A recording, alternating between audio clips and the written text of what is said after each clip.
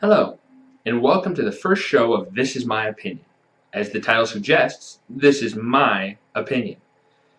Some of my opinions will be backed by research. Others will be backed by just my meandering thoughts on the subject. Everyone is entitled to their own opinion, so please leave your opinions in the comment section below. This first episode is titled Movies, Video Games, Guns, and Spoons. It's been a very touchy subject over the past few years with all the school shootings and the everyday violence that has been going on, and it's all blamed on video games, violent video games, or guns. The Villanova University in Pennsylvania did a study on violent video games causing aggression. The results of this study demonstrated that it can have a negative effect on people's behavior in the short term and in the long term. However, participants who were prone to anger demonstrated more aggressive behavior than people who were not after playing aggressive video games and violent video games. The people who were not prone to anger had a very small effect on their aggression after they were done playing the violent video games. The University of Michigan and the University of California did a very similar study. Theirs was on the role of media violence and violent behavior right after the Columbine shooting.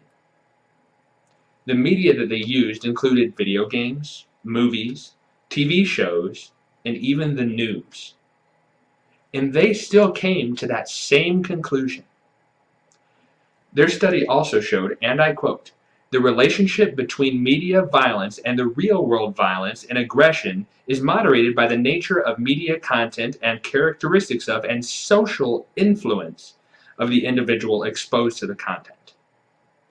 In other words, it's just like before. People who are more prone to aggression showed even more aggression after playing the violent video games, watching even the news, or watching a violent movie, compared to those who don't have a violent nature to them. They had a very little effect. Yes, it did affect a little, but it did not cause a major aggression outburst in them. Now on to the next part of the subject, guns. I'm rather fond of the comedian Eddie Izzard and what he said about the subject. Guns don't kill people, people kill people. But I think the gun helps. I mean, you have to be pretty dodgy on the heart. I mean, you have to go bang, bang, versus that, bang. This is a true statement. However, did the gun speak and say, "Take me, pick me up, go kill someone"? That would just be ridiculous. Just because the gun was used doesn't mean it's the gun's fault. It was the person's fault who wielded the gun. With all the gun bans and all the gun laws going into effect right now, what do you think will really happen? The law-abiding citizens will do what we're supposed to do. We'll follow the law, and if it comes down to it, turn in our guns. Not buy the guns that we want to get because it's now against the law. What is the simple definition of a criminal? Someone who breaks the law. So when these laws are all put in place, who's going to be the only people with these guns? You got it. The criminals.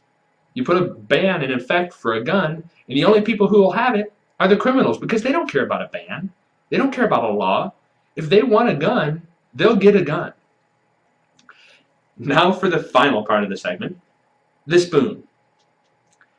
I'm sure you've seen all the new posters and bumper stickers and hats and pins all saying, "Let's ban spoons because spoons made me fat." Is it the spoon's fault that the person gained weight? No. It's the person's fault. It's the same way with guns. For my conclusion of the subject, in my opinion, all these things are symptoms of the problem. When someone gets sick, you don't treat the symptom. You treat the cause. You treat the root cause of why they are sick. Treating the symptom only as a short-term fix. It does not take care of the cause. And the cause of all these shootings is not the video games. It's not the movies. It's not the TV show or the news or even the guns. The cause is the person themselves. A gun in the hand of a responsible person can save lives. A car in the possession of a madman can take lives away. Should we ban cars too? Well, as mentioned in the beginning, leave your opinions in the comment section below. And if you have another subject you want to touch on, feel free to put it there too. I hope to see you next time. I'm Sean Blanchard, and this is my opinion.